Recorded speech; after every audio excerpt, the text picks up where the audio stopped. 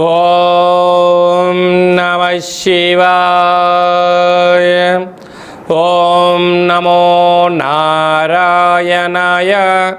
కర్మ నివారణ నరదృష్టి నివారణ కాల భైరవాయ నమో నమః. ఓం కాళకాలాయ విద్మహే కాళాతీతాయ ధీమహి తన్నో కాళభైరవ ప్రచోదయాత్. హరి ఓం. మా ఛానల్కి స్వాగతం.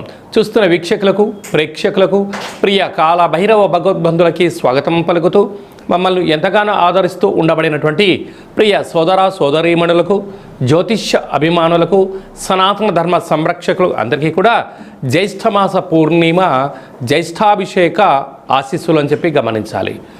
16/5/2026 నుండి 31/5/2026 వరకు పుట్టినటువంటి వారందరికీ ముందస్తుగా జన్మదిన శుభాకాంక్షలు. గతంలో వివాహం చేసుకున్న వారికి వివాహ వార్షికోత్సవ శుభాకాంక్షలు. ద్వాదశ రాశుల్లో గ్రహ గమనాల్ని ఒకసారి పరీక్షిద్దాం. మేషరాశిలో 8 సంవత్సరాల తర్వాత కుజభగవానుడు అధిక జ్యేష్ఠమాస సందర్భంగా స్వక్షేత్రంలో కుజ సంచార స్థితి. వృషభ రాశిలో రవి బుధ సంచార స్థితి. మిథున రాశిలో 12 సంవత్సరాల తర్వాత గురు శుక్ర సంచార స్థితి. సింహరాశిలో కేతు సంచార స్థితి. కుంభరాశిలో రాహు సంచార స్థితి. మీనరాశిలో శని భగవానుడి సంచార స్థితితో ద్వాదశ రాశుల్లో గ్రహ గమనాలు ఈ విధంగా ఉన్నాయి.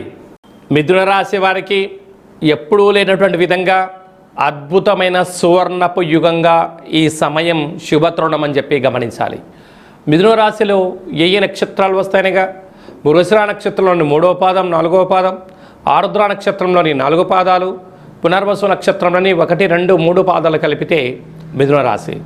రాశాధిపతి బుధ భగవానుడు 12 సంవత్సరాల తర్వాత దేవగురు బృహస్పతి పునర్వసు నక్షత్రంలో 3వ పాదంలో సంచారము చేయడము.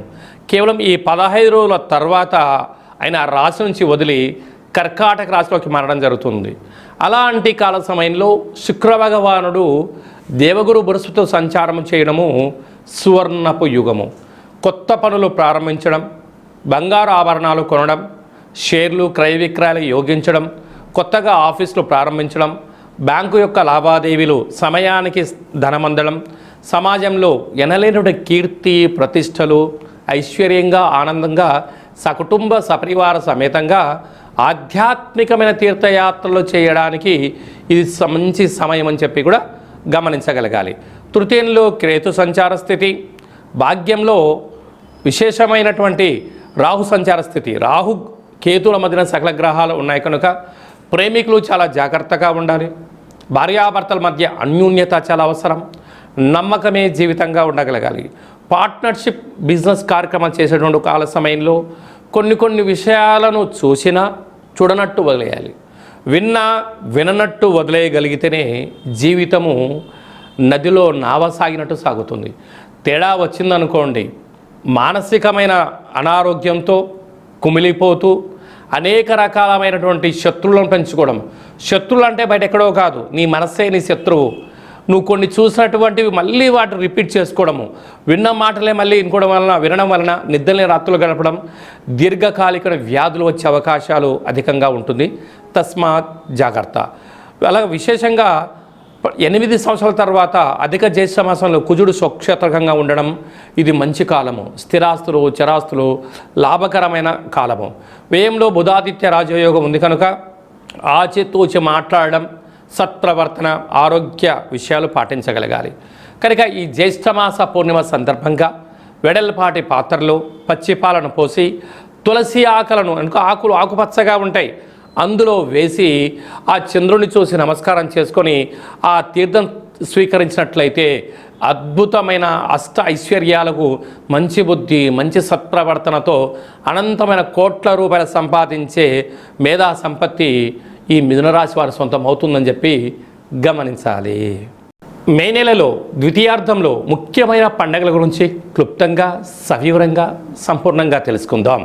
21వ తారీఖున ఎన్నడూ లేనటువంటి విధంగా అధిక జ్యేష్ఠ మాసంలో గురువారము పుష్యమి నక్షత్రము అనగా తెల్ల జిల్లేడు వృక్షం దగ్గర పూజ చేసిన, తెల్ల జిల్లేడు యొక్క వేరును తీసుకొచ్చి సింధూరం పూసి ఇంట్లో పెట్టుకున్నా, ఒక లక్ష్మీ గణపతి హోమాన్ని చేసుకున్న అద్భుతమైన అఖండమైన రాజయోగం మన సొంతం అవుతుందని చెప్పి గమనించాలి. అలా చేసుకోలేనటువంటి వారికి, తెల్ల జిల్లేడు వృక్షం దొరకలేనటువంటి వారు ఈ కిదినమును సంప్రదించినట్లయితే, మీ గోత్రనామాలు పంపించినట్లయితే పూజ చేసి ఆ తెల్ల జిల్లేడు యొక్క వినాయకుడి స్వరూపాన్ని వేరును మీకు పంపించడం జరుగుతుందని చెప్పి గమనించాలి. 23వ తారీఖున కాలాష్టమి అంటే కలియుగ కాలంలో కలి చేత, నరదృష్టి చేత, శత్రువుల చేత ఎవరైతే బాధపడుతున్నారో ఆ రోజు కాళభైరవ స్వామిని స్మరణ చేసిన, ఇంట్లో కుష్మాణ దీపాన్ని వెలిగించిన, కాళభైరవ అష్టకాన్ని విన్నా, సునకపు మహారాజు గారికి గారెల దండ వేసిన, అతిథికి ఆహారం పెట్టిన, కాళభైరవ స్వరూపంగా భావించి ఎప్పుడైతే చేస్తామో కష్టాలకు ముగింపు పలికి అష్ట ఐశ్వర్యాలకు స్వాగతం పలుకుతారు అని చెప్పి గమనించాలి. అలాగనే మనకు 31వ తారీఖున అధిక జ్యేష్ఠమాస పూర్ణిమ అంటే అధిక ఫలితము అంటారు. కనుక అధిక జ్యేష్ఠమాసంలో శ్రీమన్నారాయణ స్వామి యొక్క స్మరణ చేసిన, ధ్యానం చేసిన, తిరుమల వెంకటేశ్వర స్వామి క్షేత్రంలో జ్యేష్ఠ పూర్ణిమ సందర్భంగా విశేష అభిషేకం చేస్తూ ఉంటారు.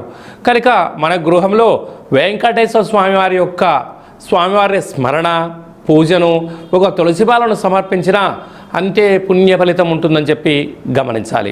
కనుక జ్యేష్ఠమాస పూర్ణిమ సందర్భంగా అంటే సాయం సంధ్య అంటే చీకటి పడ్డ తర్వాత 7:30 నుంచి అర్ధరాత్రి 11-12 గంటల వరకు గగనంలో తెల్లగా చల్లగా చంద్రుడు కనపడుతూ ఉంటాడు.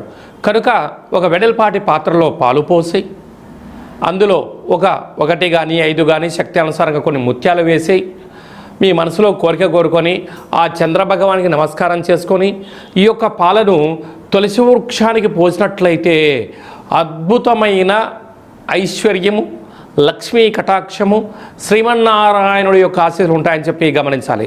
అలా కుదరలేనటువంటి వాళ్ళు ఎవరైనా ఉన్నట్లయితే ఈ కింది నెంబర్ సంప్రదించినట్లయితే మీకు ఆ జ్యేష్ఠమాస పూర్ణిమ సందర్భంగా గగనంలో ఉండబడిన చంద్రుణ్ణి పాలల్లో దర్శింపచేసేటువంటి వీడియోను షూట్ చేసి మీ గోత్రామాలతో పూజ చేయించి ప్రసాదం మీకు పంపించడం జరుగుతుందని చెప్పి గమనించాలి. అలాగనే మీ వ్యక్తిగత జాతకం తెలుసుకోవాలనుకుంటున్నారా? మీ యొక్క పేరు, పుట్టినటువంటి తేదీ, నెల, సంవత్సరం, పుట్టిన సమయం రాసి వాట్సాప్ ద్వారా పంపించగలరు. 100 సంవత్సరాల జాతకాన్ని రాసి పంపించి పుట్టినప్పుడు గ్రహ గమనాలు ఎలా ఉన్నాయి, ప్రస్తుతం ఎలా ఉంటున్నాయి, రాబోయే కాలంలో ఎలా ఉంటున్నాయో సవివరంగా సంపూర్ణంగా తెలియజేయడం జరుగుతుంది. అలాగే డేట్ ఆఫ్ బర్త్లు లేనటువంటి వారికి మీ పేరు యొక్క మొదటి అక్షరాన్ని అనుసరిస్తూ రాశిని తెలియచేస్తూ రమణ శాస్త్రం ద్వారా అనగా గవళ ద్వారా భూత భవిష్యత్ వర్తమానం తెలియజేయడం జరుగుతుంది. ఈ కింది నెంబర్ని అపాయింట్మెంట్ తీసుకొని సంప్రదించగలరు. అందరికీ ఐశ్వర్యాన్ని, ఆనందాన్ని, అధిక జ్యేష్ఠ మాసంలో ఉండబడినటువంటి ఫలితాలు అందరికీ ప్రసాదించాలని కోరుకుంటూ మనసారా ఆశీర్వచనం.